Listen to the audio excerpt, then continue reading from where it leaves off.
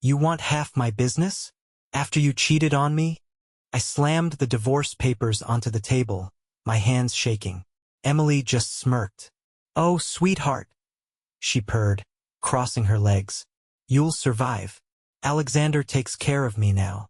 Alexander, the billionaire, the man she had been sleeping with behind my back. I clenched my fists. You'll regret this. She just laughed and walked out the door, but she had no idea. One day she'd be crawling back to me. Emily had been acting off. At first, I told myself I was imagining things. The late-night meetings. The sudden attachment to her phone. The expensive gifts that appeared out of nowhere but were never explained. She had always been busy. Her career in PR meant she worked strange hours, rubbing elbows with wealthy clients. But this felt different. I remember the first time the doubt took hold. It was 2 a.m., and I woke up to the soft glow of her phone screen. She was curled on her side, biting her lip, a slow smile spreading across her face as her thumbs danced over the screen. Emily? My voice was groggy. She flinched, pressing the phone to her chest. Jesus, you scared me. Who are you texting at this hour? I asked, my gut already churning. She scoffed, rolling onto her back. God, are you seriously doing this? You're being paranoid, Nathan. Am I? I sat up, rubbing my temples. You've been on that thing all night lately. You disappear into the bathroom with it. You keep it locked now. What am I supposed to think? Emily let out a sharp laugh, shaking her head. Unbelievable. You know, this is exactly why I don't tell you things. I was texting Lauren about work stuff. Not that it's any of your business. Lauren, her best friend. The same Lauren who, as far as I knew, had been on a flight to Italy the day before. I didn't press. Instead, I turned over, staring at the ceiling as she sighed dramatically and went back to her phone. The seed had been planted, though, and once suspicion starts growing, it doesn't stop. The next day, I started paying closer attention. Emily had a new diamond bracelet. When I asked about it, she said it was from a client. A thank you gift for her hard work. When I asked which client, she waved me off. Just someone in luxury branding. You wouldn't know him. 2 days later, I saw a charge on our credit card. $300 at an upscale boutique. The kind of place she never shopped at before. Then there was the perfume. Expensive. Foreign. And not one I had ever smelled on her before. The final straw came on a Thursday night. She was in the shower, humming some song I didn't recognize. I grabbed my laptop and pulled up our joint bank account. My fingers trembled as I clicked through the transactions, my heart pounding with each new discovery. There it was, a massive charge at the Marquis, a 5-star hotel in the city. Under her name, I stared at the screen, my pulse hammering in my ears. My throat felt dry. Emily had never mentioned the Marquis. She had never mentioned any hotel. My hands curled into fists. She was hiding something, and I was going to find out exactly what. I couldn't stop staring at the bank statement. The Marquis Hotel. A charge under Emily's name. There was no mistaking it. She had lied to me. I sat in my office, my mind spinning. I had spent the last 10 years building my business from the ground up, working late nights, sacrificing vacations, ensuring we had a life most people could only dream of. And Emily, she was right there with me. Or at least I thought she was. Now, I had a different picture in my mind. One where my wife wasn't just staying late at meetings. One where the expensive gifts weren't just from grateful clients. One where she was with another man. I had to know the truth. That night, when Emily kissed me on the cheek and told me she had another work event, I played my part. I nodded, smiled, even made a little joke about how her boss must be working her too hard. She laughed, squeezed my hand, and walked out the door in a sleek black dress. One I had never seen before. I waited 5 minutes before grabbing my car keys. My heart pounded as I trailed her through the city. I kept my distance, my hands gripping the steering wheel so tightly my knuckles turned white.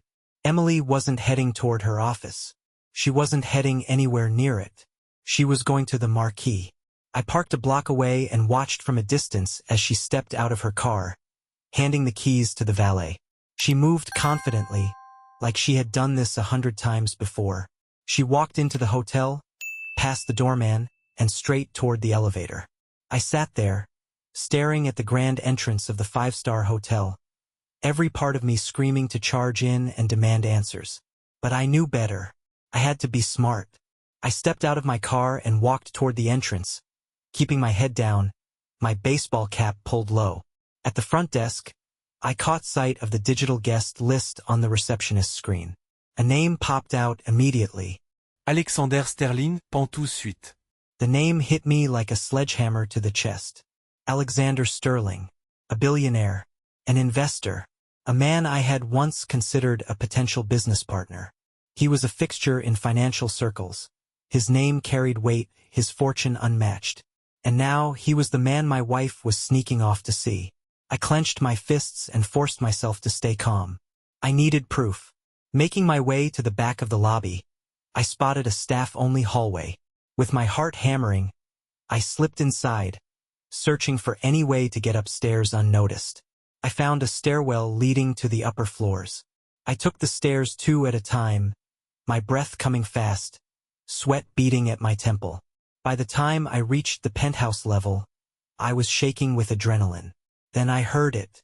Laughter, muffled voices, a soft moan. I moved toward the door at the end of the hall, pressing myself against the wall. The penthouse suite, the one Alexander Sterling had booked.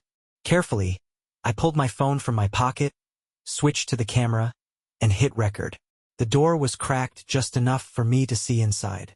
And there she was, Emily, wearing red lingerie, her body wrapped around Alexander Sterling like she belonged to him.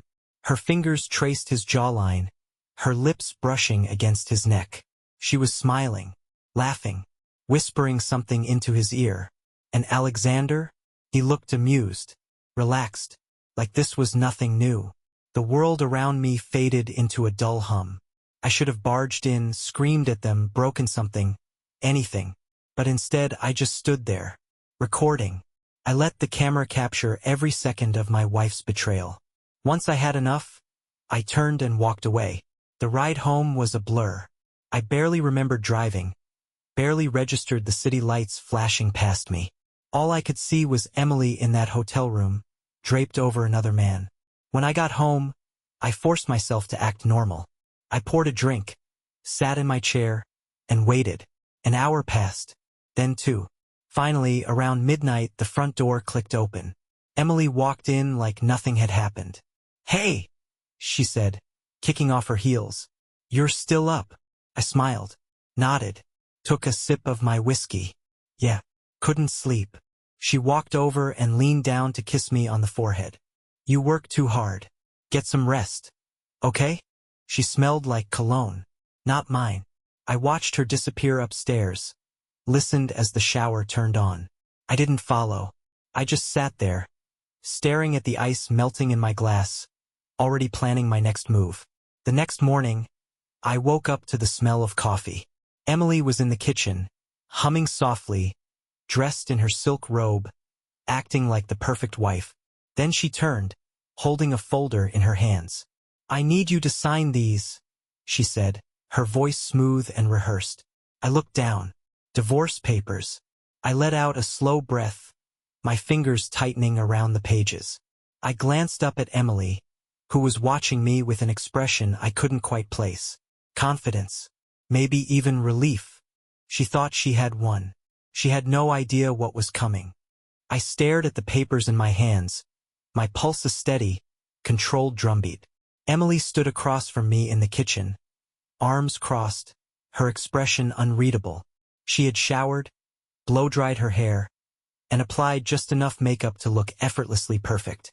The same way she always did before she tore someone apart with a smile. "You're serious?" I finally said, my voice calm. She smirked. "I've never been more serious about anything in my life, Nathan." I let out a slow exhale, setting the papers on the counter. "You don't even have the decency to pretend you feel guilty, do you?" She rolled her eyes, letting out a small, patronizing laugh. "Oh, don't be dramatic." I clenched my jaw. "You cheated on me. Emily didn't even flinch. And? We both know this marriage was over a long time ago. I just finally found the courage to do something about it. Courage? I repeated, feeling my blood start to boil. Sneaking around with a billionaire behind my back is courage? She shrugged, picking up her coffee cup like we were discussing the weather. I deserve more, Nathan. I've spent years waiting for you to become the kind of man who could give me the life I wanted. But you never did. I barked out a laugh. So, let me get this straight. I spent the last decade breaking my back, building a company from nothing, putting you through school, supporting your career, and it still wasn't enough. She cut in smoothly. Her words hit me like a slap. Emily set her coffee down and tilted her head. Look, I'm giving you an easy way out. Sign the papers, make this clean, and we can walk away like adults. I glanced at the folder again. My eyes scanned the terms. She wanted everything. The house, half of my company, a massive settlement that would leave me bleeding for years. I let out a bitter chuckle. You're insane if you think I'm going to just roll over and let you take everything I've worked for. Emily smiled, slow, confident. Dangerous. Oh, sweetheart, she purred, leaning in. You'll survive. Alexander takes care of me now. His name, the final knife to the gut. I met her eyes, my anger simmering just beneath the surface. You'll regret this. She just smiled, sipping her coffee. I fought. I hired the best lawyer I could afford.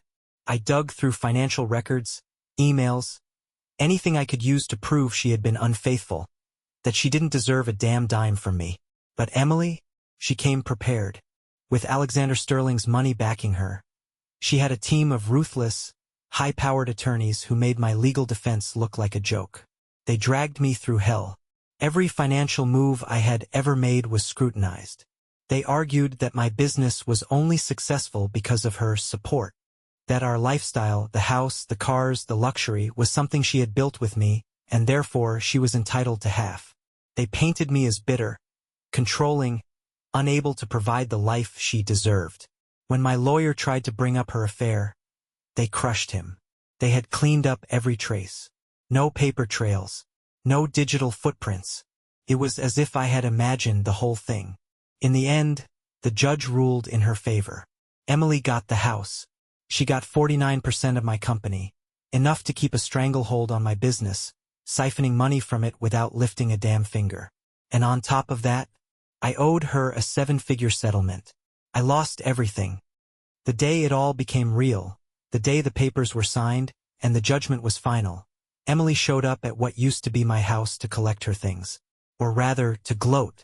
She was wearing a crisp white dress, the kind she used to wear on our anniversaries. Her blonde hair was styled in effortless waves, her diamond bracelet catching the sunlight. The bracelet, the one I had asked her about. The one she told me was from a client. I clenched my fists as I watched her from the driveway. She turned, flashing me a wicked smile. Well, Nathan, it's been fun. You think this is a win? I said, my voice low. You think this is the end? She walked up to me, close enough for me to smell the expensive perfume, the same scent I had smelled when she came home from his hotel suite. This is the beginning, she whispered. A sleek black Rolls-Royce pulled up behind her. The driver got out and opened the door, and there he was, Alexander Sterling, tall, confident, smug, wearing a $1,000 suit like he was born into it. He didn't even acknowledge me. Emily turned back to me one last time, leaning in as if she had a secret to share. You'll never be able to give me the life I deserve, she murmured. Then, with a dazzling smile, she slid into the passenger seat. I watched as the Rolls-Royce pulled away, taking everything with it. I stood there, my entire life in ruins. My wife was gone. My business was barely mine. My future had been stolen. But as I watched them disappear down the street, I made myself a promise. This wasn't over. Not by a long shot. I used to believe rock bottom was just a metaphor. Then I lived it. The weeks after the divorce were a blur. I moved into a dingy, one-bedroom apartment on the other side of town. A far cry from the estate I used to call home. The company I built was no longer fully mine, bleeding money under Emily's name as she sat back and collected half of everything I earned. I could barely stand walking into the office, knowing she still had a say in what happened. Nights were the worst. I'd sit in the dark with a half-empty bottle of whiskey, replaying everything in my head. The way she looked at me that last day. The way Alexander didn't even acknowledge me. The way she laughed as she got into that Rolls-Royce, like I was nothing more than a stepping stone to a better life. For months, I carried that rage like a sickness. But rage doesn't pay the bills. And whiskey doesn't build an empire. So one morning, I woke up, hungover, unshaven, staring at the ceiling of my miserable apartment, and I made a decision. Emily had taken everything from me, but I was going to take it all back. I became a machine. I stopped drinking. I stopped wasting time feeling sorry for myself. I threw myself into work, pushing my company harder than I ever had before. If Emily wanted to take half, fine. I would build so much wealth that her half would feel like scraps. I started waking up at 4:30 a.m., hitting the gym before sunrise. It started as a distraction, something to burn off the anger. But soon it became an obsession. The man I saw in the mirror every morning wasn't the same one Emily had walked away from. The gut I once carried was gone. My suits fit better. My shoulders broadened. My jawline sharpened. And people noticed. At work, my employees started looking at me differently. There was a quiet respect now, a recognition that I wasn't just some guy who got screwed over. I was a man who refused to lose. And I was winning. Despite Emily's legal chokehold on my company, I found ways to grow. I made strategic investments, networked harder than ever, expanded into markets Emily and her lawyers never accounted for. It wasn't long before the numbers shifted. What was once our business was mine again, in everything but name. By the time 5 years had passed, I had done the impossible. I was wealthier than I had ever been. My name carried more weight than Alexander Sterling's in business circles. And for the first time in my life, I felt untouchable. Then the rumors started. At first, they were just whispers. A few people in my network mentioned trouble in paradise. I laughed the first time I heard it. Of course, there was trouble. Alexander Sterling had never been the type to keep a woman, just to acquire them. Emily had been a prize to him, a status symbol. But even the most beautiful trophies collect dust. Then I started hearing specifics. Emily wasn't glowing like she used to. Alexander was seen with younger women, ones he wasn't even trying to hide. Their once picturesque life was crumbling. And then one night as I was sitting in my penthouse, the one I had earned back, my phone buzzed. A text from an unknown number. "Hey, can we talk?" I stared at the screen, my grip tightening around the glass of whiskey in my hand. I already knew who it was. Emily. I let the text sit on my phone for an hour. "Hey, can we talk?" A message that, 5 years ago, would have sent me into a spiral. 5 years ago, I would have picked up the phone immediately, desperate for answers, for closure. Now, I took a sip of my whiskey, letting the ice clink against the glass, and set my phone down. I had no reason to rush. She would wait. They always do. I finally responded the next morning. "Who is this?" It was a lie, of course. I knew exactly who it was. And from the 3 little dots that appeared immediately, so did she. "Nathan, please. It's Emily. Can we talk?" I smirked.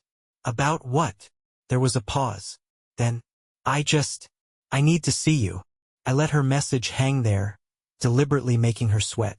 After a few minutes, I typed, "Come by tonight, 8 p.m. No pleasantries. No warmth. Just an invitation to a game where I already knew the outcome. At 8:07 p.m., my doorbell rang. I let her wait another 30 seconds before opening the door. And there she was, Emily Sterling, or at least what was left of her. The woman who had walked out of my life in a designer dress, dripping in diamonds, stepping into a billionaire's Rolls-Royce, now stood on my doorstep looking like a ghost of herself. She had aged, not just in the way time naturally changes people, but in the way stress does, the way regret does. Her once impeccable blonde waves were straighter, thinner, like she hadn't had them professionally styled in months. The flawless makeup she used to wear was gone. replaced by tired eyes and faint lines around her mouth. And the biggest difference? She wasn't wearing money anymore. No designer handbag. No expensive jewelry. Just a simple black dress, a little wrinkled, like it had been pulled from the back of a closet. I leaned against the doorframe, letting the moment stretch. Emily. She swallowed hard, eyes darting past me, taking in my penthouse. I saw it hit her, the realization that in the years she spent falling, I had been rising. She forced a smile. Hey, Nathan. I said nothing, just let her squirm. Can I come in? She asked hesitantly. I stepped aside, letting her enter. She moved carefully, her heels clicking against the marble floor. She was nervous. She should be. I walked past her, heading to the kitchen. Whiskey. She hesitated. Just water, if that's okay. Interesting. I poured her a glass of water, slid it across the counter, and took a slow sip of my own drink before speaking. You said you wanted to talk. So talk. Emily exhaled, gripping the glass like it was holding her together. I made a mistake, Nathan, she said, her voice trembling just enough to sound genuine. I thought I wanted something else. I thought Alexander was. She stopped, shaking her head. It doesn't matter what I thought. I was wrong. I didn't respond. I just let her keep talking. She took a deep breath. He left me. There it was. He promised me everything, she continued, staring at the water in her hands. He said I'd never have to worry about money again, that I'd have security, a life of luxury. She let out a hollow laugh. But men like him, they don't keep their promises, do they? I raised an eyebrow but said nothing. She looked up at me, eyes glassy. He traded me in for someone younger, some 23-year-old model who barely speaks English. I almost laughed. Of course he did. That's what Alexander Sterling did. He acquired.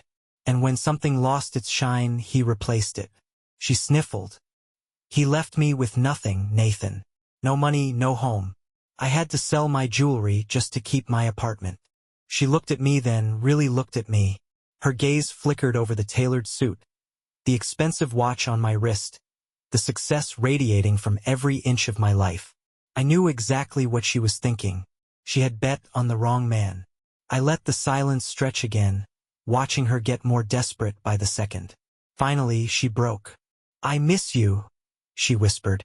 I tilted my head, studying her. You miss me? Yes, she said quickly. I should have never left you. You were always good to me. You treated me like I mattered. I was stupid, Nathan. So stupid. She reached across the counter, placing her hand on mine. Please, she murmured. Can we just start over? I looked down at her hand. 5 years ago, I would have fallen for this. 5 years ago, I would have been blind enough, weak enough, to believe that Emily truly regretted what she did. But I wasn't that man anymore. I glanced back up at her and smirked. Let's go to dinner and talk. Her eyes lit up with hope. She had no idea what was coming. Emily thought she had won. The first few days after our dinner, she played it perfectly. She kept her head down, acted humble, grateful. She cooked dinner like she used to, smiled at me across the table, touched my hand softly like she was testing the waters. She never pushed too hard. She let me be the one to invite her back into my life. And when I suggested she move in, she practically sprinted to pack her bags. It was almost too easy. But the thing about people like Emily, they never change. They just adjust. The moment she was back under my roof, the shift happened. The same woman who stood at my doorstep in a wrinkled dress, looking fragile and broken, started making requests. A new wardrobe, a luxury spa membership, fine dining just like the old days. And the best part? She never even asked outright. She just expected. She slid back into the lifestyle like she had never left it, using my money without hesitation. New jewelry, a designer bag, a weekend retreat with her friends on my dime. She played it off as innocent. Oh, Nathan, I didn't want to use your card, but my old accounts are frozen right now, just until I get things back on track. I nodded, smiled, handed her the card, and recorded every single transaction. The cameras were already in place before she moved in. Tiny, well hidden in all the right spots. I tapped her phone the second she left it unattended. A simple clone of her texts, synced straight to my laptop. And what a goldmine that was. Her private messages to her so-called friends were enlightening. God, Nathan is such an idiot. I should have come back to him sooner. Can you believe he's actually letting me move in? I swear, men are so easy. I'll have him proposing by Christmas. This is how you do it, ladies. Play the victim. Make him feel sorry for you. And boom, you're back in. I almost laughed reading them. But I wasn't done yet. Emily had always been obsessed with appearances. She craved the spotlight, the admiration, the envy from other women. So I gave her what she wanted. I invited her to the event of the year, an exclusive charity gala filled with CEOs, investors, and high society elites. The kind of event she used to dream about being part of. The moment I mentioned it, her eyes lit up. She thought this was it, her grand re-entry into my world. And when I hinted, just hinted, that I had a special surprise for her that night, she practically vibrated with excitement. I saw it in her texts that same night. He's taking me to the gala. I think he's going to propose. Perfect. The night of the gala, she looked like a queen. A deep red gown, diamonds around her neck. The whole look carefully curated to make her seem untouchable, like the woman she used to be. She clung to my arm like she belonged there, like she had won. We moved through the crowd, all eyes on us, exactly the way she wanted it. She didn't know that every single person in that room, every billionaire, every investor, every elite figure, had already been prepared for what was coming. I let her bask in it for an hour, let her sip champagne, let her take pictures, let her whisper to her friends that she was back on top. And then I took the stage. I cleared my throat, microphone in hand, the entire ballroom turning their attention to me. Ladies and gentlemen, thank you all for being here tonight. It's an honor to host such an incredible gathering of brilliant minds, visionaries, and of course, dear friends. I glanced down at Emily, who was already glowing with anticipation. I smiled. And tonight, I want to share something deeply personal with all of you. Something life-changing. I reached into my pocket. Emily held her breath, eyes wide, waiting for the ring. I pulled out my phone and pressed play. God, Nathan is such an idiot. I should have come back to him sooner. The ballroom fell silent. Emily's face froze. Can you believe he's actually letting me move in? I swear, men are so easy. A murmur rippled through the crowd. Her fingers clenched around her champagne glass, her entire body going stiff. I let it keep playing. I'll have him proposing by Christmas. This is how you do it, ladies. Play the victim. Make him feel sorry for you. And boom, you're back in. Gasps, whispers, people staring at her. I turned to Emily. She was shaking. You thought I was going to propose tonight, didn't you? I said into the microphone, voice smooth. Silence. I let the moment stretch. Then I turned back to the crowd. Let this be a lesson, I said, letting my voice carry through the room. Some people don't change. Some people will use you, manipulate you, and smile in your face while stabbing you in the back. But the best revenge, I glanced at Emily one last time, watching the horror sink in, is making sure they never see it coming. Emily's glass slipped from her fingers, shattering on the ballroom floor. And as the whispers grew louder, as the eyes burned into her, as the reality of what had just happened crushed her from the inside out, she realized she was finished. Emily was frozen in place. Her hands trembled. Her lips parted like she wanted to say something, anything, to stop what was happening. But there were no words that could save her now. The ballroom was silent. The elite of the business world, investors, celebrities, CEOs, they all watched as her own words condemned her. I should have come back to him sooner. I swear, men are so easy. I'll have him proposing by Christmas. The whispers in the crowd grew louder. Murmurs of disgust. Gasps of realization.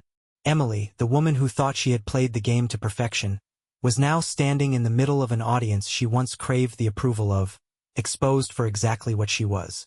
I let the moment stretch, watching her squirm. Her face was pale. Her nails dug into the silk fabric of her gown. This was the moment she realized. Not only had she lost, she had never even been in the game. I slowly tucked my phone back into my pocket and turned to face the audience. "Some people take advantage of kindness," I said, my voice carrying through the grand hall. "Some people mistake forgiveness for weakness." I glanced at Emily, smirking. "And some people think they can manipulate their way back to the top." She flinched. I stepped forward, closing the space between us. The entire room watched, hanging on my next words. "But here's the thing, Emily," I continued, my voice lowering just for her. "You thought you were using me." I let that sink in. "But I was using you." Her eyes widened. "You thought I took you back because I still loved you?" I laughed softly. "I took you back because I needed you right where I could control you." Her breath hitched. "And while you were busy spending my money, texting your little friends, bragging about how you had won." I tilted my head. "I was dismantling you."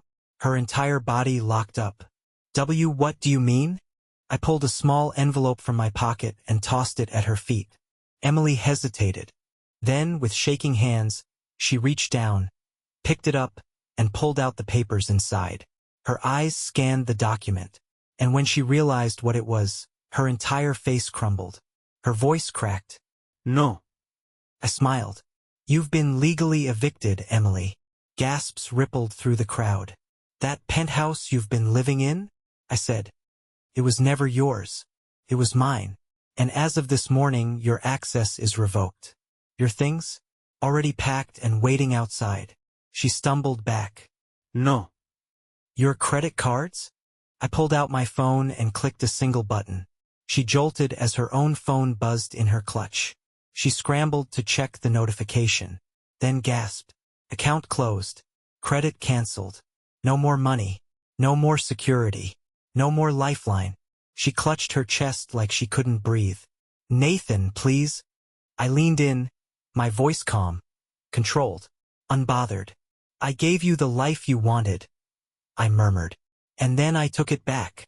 Tears welled in her eyes. "Why you can't just..." I smirked. "I already did." Emily turned desperate. She lunged forward, gripping my arm. "Nathan, listen to me, you don't have to do this. We can fix this. I was stupid, I was wrong. I love you. I swear I love you." I gently pried her fingers off me. No, Emily. Her bottom lip trembled. "I don't think you understand." I gestured to the room full of people watching. This was never about fixing anything." Her breath shuddered. I stepped back. "This was about making sure you felt what I felt. Humiliation. Loss." Her body shook. "Please." And then I turned away, just like she had once turned away from me. I gave a single nod to the security team waiting by the doors. 2 men stepped forward. Emily's eyes widened in horror. No. "No, wait." She tried to back away, her heels slipping on the polished floor. "Nathan, please." The guards grabbed her arms. The room watched in stunned silence as Emily, once the queen of this world, was dragged toward the exit, screaming, begging. "Nathan." I didn't move. I didn't react. I just stood there, whiskey in hand, watching as security escorted her out of my life, once and for all. And when the ballroom doors slammed shut behind her, I took a sip of my drink, then turned back to the crowd, smiling. "Now," I said smoothly, adjusting my cufflinks. "Who's ready to enjoy the rest of the night?" The room erupted in applause. Emily was gone, and I had won.